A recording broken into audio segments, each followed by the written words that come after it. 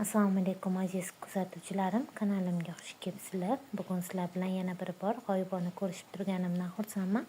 Bismillahirrohmanirrohim deb ishimizni boshlaymiz. Bugun sizlarga nonushta uchun ajoyib duxovkasiz tayyorlanadigan shirinlik o'rgataman. Buning uchun idishimizga bitta stakan qatiq qo'shib olamiz.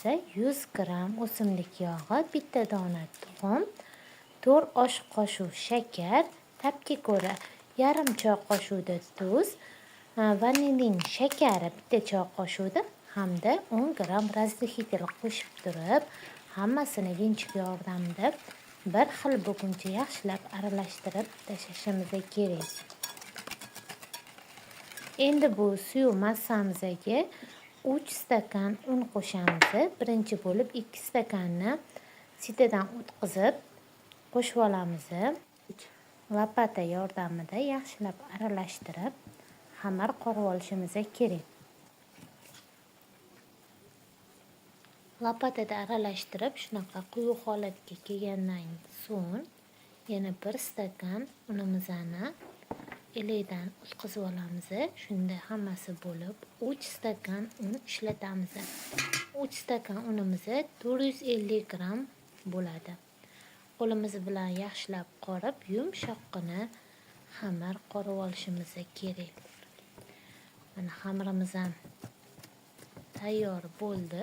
Shunaqa yumshoqqina xamir bo'lishi kerak. Tayyor bo'lgan xamirimizni salofan paketga solib 3-4 minut tindirib olishimiz kerak. Xamirimizni yaxshi tinib turgunicha ichiga solish uchun 2 dona olmamizni ham maydaroq qilib to'g'rab tayyorlab olamiz. Ichidagi po'choqlarni olib tashlaymiz. Po'choq yordamida mana shunaqa yupqa qilib to'g'rab olishimiz kerak. Iloji bo'lsa yumshoqroq olmalardan foydalanishingizni maslahat berardim sizlarga. Shunda tezroq pishib oladi.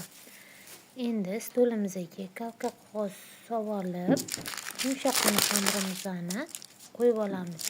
Tagiga ustiga unlarni sepib, juva yordamida kattaroq qilib ochib olishimiz kerak. Juda ham yumshoq, ishlashga udobniy nechni xamir bo'ladi. Maza qilib bunaqa xamir bilan ishlaysizlar.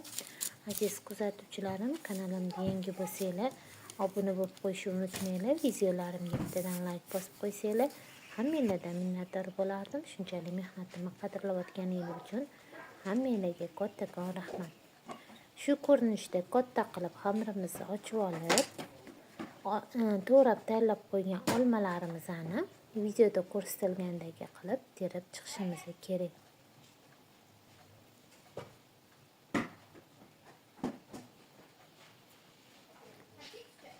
Olmalarni yaxshilab joylashtirib chiqqanimizdan so'ng ustidan xohishga ko'ra shakar seporsanglar bo'ladi, agar kisliroq olmalar bo'lsa. Keyin videoda ko'rsatilgandagi qilib o'rab chiqamiz. Ikkita yon taraflarini yaxshilab yopib olamiz.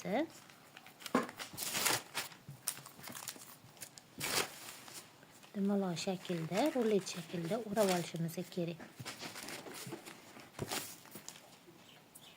Mana xamirimizni o'rab oldik. Chetlarini, yonlarini qo'limiz bilan yaxshilab yopishtirib olamiz. O'tkirroq pichoq yordamida 2 barmoq kengligida kesib chiqishimiz kerak. Shunaqa dumaloq ko'rinishda kesib tayyorlab olinglar. Juda ham oson, ko'rinishlari chiroyli bo'lib chiqadi.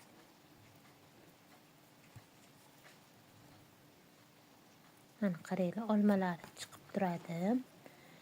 Juda ham ko'rinishi chiroyli bo'ladi. Tayyor kesib olgan xamirlarimizni patnisimizga joylashtirib tayyorlab olamiz.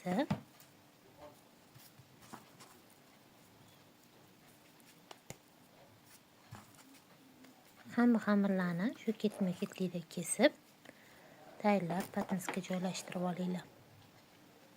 Hammasini tayyorlab oldik. Endi tovamizga ko'rib turganinglardek yog' solib olamiz. Ozgina qizdirib turib, o'rta olovda pishirib olishimiz kerak shirinligimizni. oldi orqasini chiroyli qilib qizartirib tayyorlab olamiz. Faqat olovni baland qilib qo'ymaylik, o'rta olovda bo'lishi kerak. Mana bu yoq tarafini ham o'girib turib, chiroyli qilib qizartirib pishirib olamiz. Yog'ga tushgandan keyin chiroyli bo'lib ko'tarilishi boshlaydi. Ranglarni chiroyli qilib olasizlar. Yog'larni yaxshilab silkitib turib olishimiz kerak. Juda ham tez, nonushta uchun ajoyib shirinlik bo'ladi. Albatta tayyorlab ko'rishinglarni hammalarga maslahat beraman, chunki mazasi zo'r bo'lib chiqadi. Birpasda dasturxonda tugab qoladi. Yaxshi qizarmaganlarni yana o'girib turib, chiroyli qilib rang kirgizib pishirib olishimiz kerak. Keyingilarni ham solib xuddi shu ko'rinishda o'rta olovda chiroyli qilib pishirib olinglar. Aytib o'tganimdek, olovni baland qilib qo'ymanglar, ichlari xom bo'lib qoladi. Agar olov pastroq bo'lsa, yog'ini ko'p shivoradi.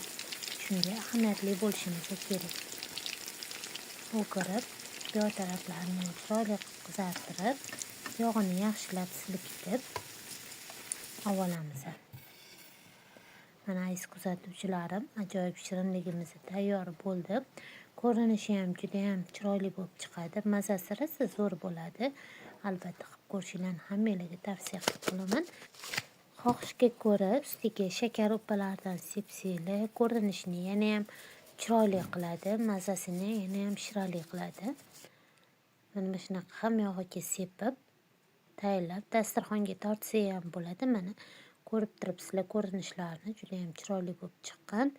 Yumshoqqina, ichlari bilan rosa yaxshi pishgan, olmalari bilan yana ham yeyishli bo'ladi. Mana qaranglar, yumshoqqina, juda ham ajoyib mazali shirinlik. Aziz kuzatuvchilarim, videolarim yoqib o'tgan bo'lsa, like bosishni unutmanglar. Sog' salomat bo'linglar, yaqinlaringiz uchun o'zinglarni asranglar.